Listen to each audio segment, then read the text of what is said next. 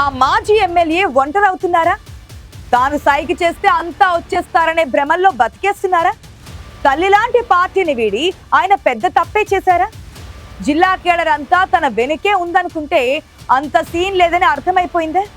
పార్టీకి పట్టిన పీడ విరగడైందని బీఆర్ఎస్ శ్రేణులు సంబరపడుతున్నాయా? ఇందుకు ఎవరా మాజీ ఎమ్మెల్యే? ఆయన ప్లాన్ లో ఎక్కడ కొట్టింది తేడా?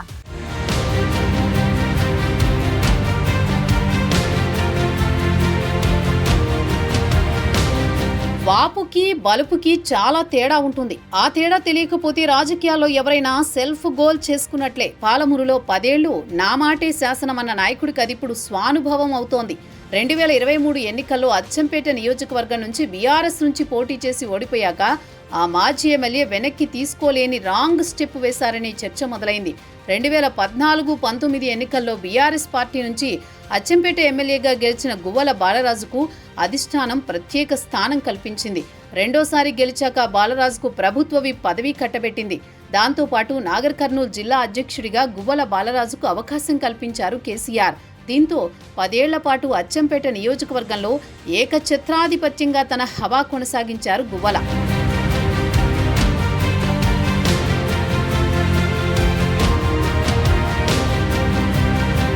గువ్వల ఎమ్మెల్యేగా ఉన్నన్నాళ్లు అచ్చంపేట నియోజకవర్గంలో పనిచేయాలంటేనే అధికారులు వణికిపోయేవారట. అంతగా గువ్వల బాలరాజు కమాండింగ్ ఉండేది.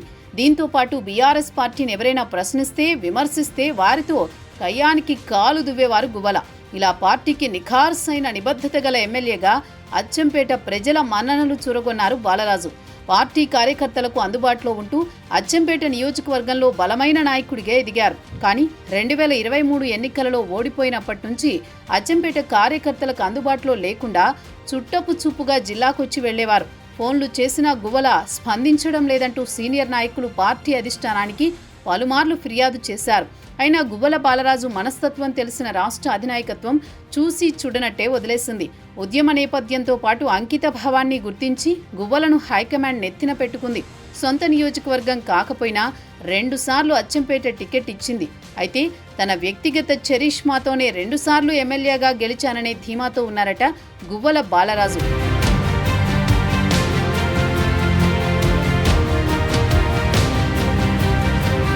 10 ఏళ్లు నియోజకవర్గంలో తనకు తానే మంత్రి స్థాయిగా ఊహించుకుని పనులు సైతం అలవోకగా చేసుకున్న నైజం బాలరాజుది. అధినేత సైతం బాలరాజుపై నమ్మకంతో అచ్చంపేట నియోజకవర్గానికి అత్యధిక నిధులు కేటాయించారు.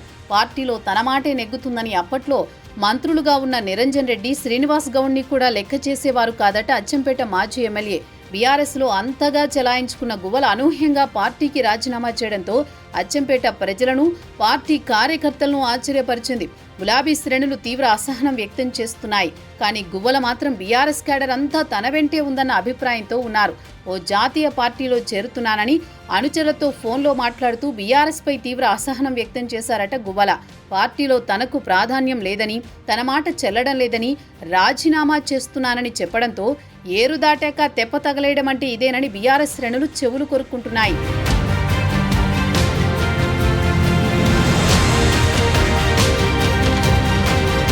అచ్చంపేట నియోజకవర్గంలో తన నివాసంలో సమావేశం ఏర్పాటు చేసి తన వెంట రావాలని కార్యకర్తలను అభ్యర్థించారట గువ్వల బాలరాజు. కానీ పార్టీనే నమ్ముకున్న సీనియర్ నేతలు, కార్యకర్తలు ఆయన నిర్ణయంపై ఆగ్రహంతో ఉన్నారు. 10 ఏళ్ల పాటు ఎమ్మెల్యేగా కొనసాగిన గువ్వలకు పదవీ కాంక్ష తప్పించి కార్యకర్తలను పట్టించుకున్న పాపాన పోలేదని బహిరంగంగానే ఆగ్రహం వ్యక్తం చేస్తున్నారట కార్యకర్తలు.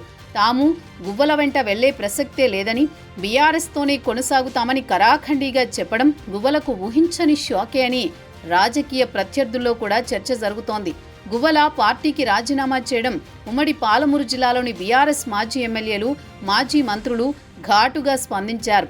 ఎమ్మెల్యే అయినా ఆయన్ని మంత్రిలా చూసుకున్నారని, గువ్వల తన నిర్ణయానికి పశ్చాత్తాపడతారని వారంటున్నారు.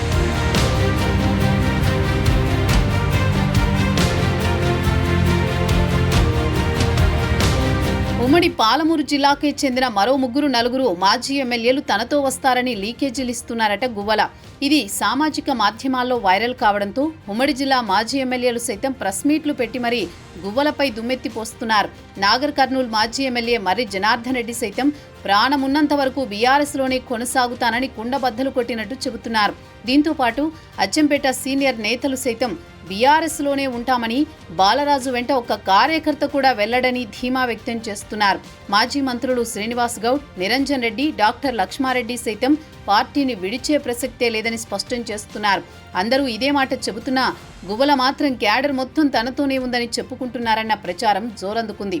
దీంతో క్యాడర్లో గందరగోళానికి తెరదించేందుకు, గులాబీ శ్రేణులకు భరోసా కల్పించేందుకు మాజీ మంత్రి హరీష్ రావు అచ్చంపేటలో పర్యటించనున్నారు. కారణాలేమైనా బీఆర్ఎస్ నుంచి 2 సార్లు ఎమ్మెల్యేగా గెలిచిన గువ్వల బాలరాజు అకస్మాత్తుగా రాజీనామా చేయడాన్ని పార్టీ శ్రేణులు జీర్ణించుకోలేకపోతున్నాయి. పార్టీలో ఎంతో భవిష్యత్తు ఉన్న గువ్వల ఇలాంటి నిర్ణయం తీసుకోవడంపై బీఆర్ఎస్ నాయకత్వం అసహనంతో ఉంది. గువ్వల బాలరాజు వెంట ఏ ఒక్కరూ వెళ్లరని అచ్చంపేట కార్యకర్తలు చెబుతున్నారు. గువ్వల రాజకీయంగా ఏకాకి అవుతారనే అభిప్రాయంతోనే అందరూ ఉన్నారు.